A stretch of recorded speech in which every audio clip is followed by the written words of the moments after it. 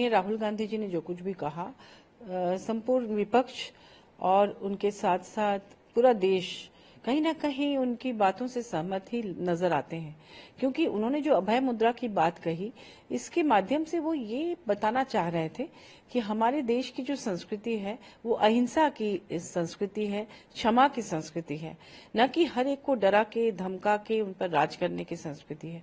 उनके बोलने का जो तात्पर्य था उससे यही पता चल रहा था।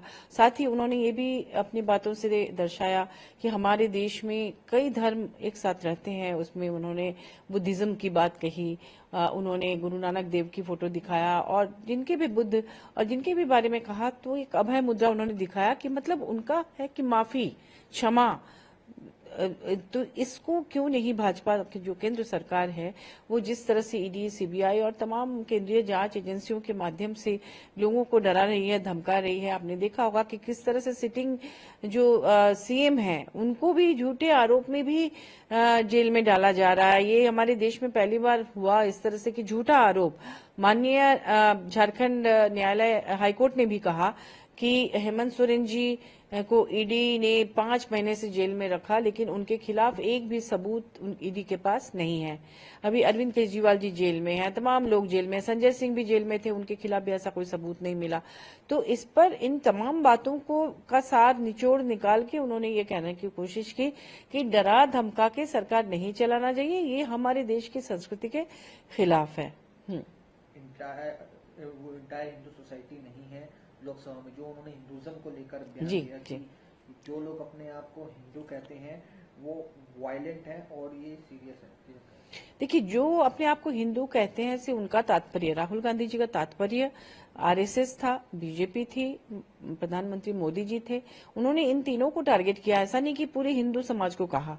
मतलब उनका कहना था जो लोग इस तरह का आचरण करते हैं और अपने आप को हिंदू कहते हैं वो वास्तव में हिंदू नहीं है। ये कहने का उनका लब्बो-लुआब था, जितना हमें समझ में आया है कि जिस तरह से राहुल गांधी ने कहा, उन्होंने हिंदू कम्युनिटी को वायलेंट कहा है, ये एक गंभीर मामला है। प्रधानमंत्री मोदी ने कहा कि राहुल गांधी को अपने रिमार्क के लिए माफी मांगनी चाहिए। अमित शाह जी ने भी अपनी बात कही थी लोकसभा में कि पूरे देश से माफी मांगनी चाहिए राहुल गांधी। देखिए, सत्ता पक्ष तो ऐसा कहेंगे ही, क्योंकि बातों को घुमाना शुरू से ही उनकी आदत रही है, बातों को घुमा के कहना। दरअसल उनका ये कहना नहीं था, तब तो वो भगवान शिव जी को भी नहीं दिखाते।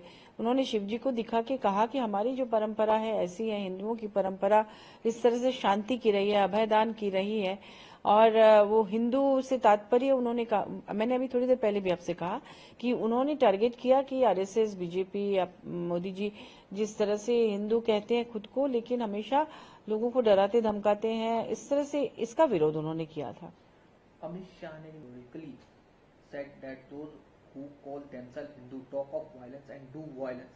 He doesn't know that in our country people proudly call themselves Hindu. Connective violence with any religion is wrong. मैंने वही जवाब तो सेम ही है ना कि इन लोगों ने एक दूसरे को मिसकोट किया, जैसे कि अमित शाह जी ने भी जो बात कही, मोदी जी ने भी कही। तो ये राहुल गांधी जी का तात्पर्य ऐसा नहीं था कि पूरे हिंदू समाज को लेकर वो कहते, उन्होंने सिर्फ आरएसएस और बीजेपी को टारगेट किया है।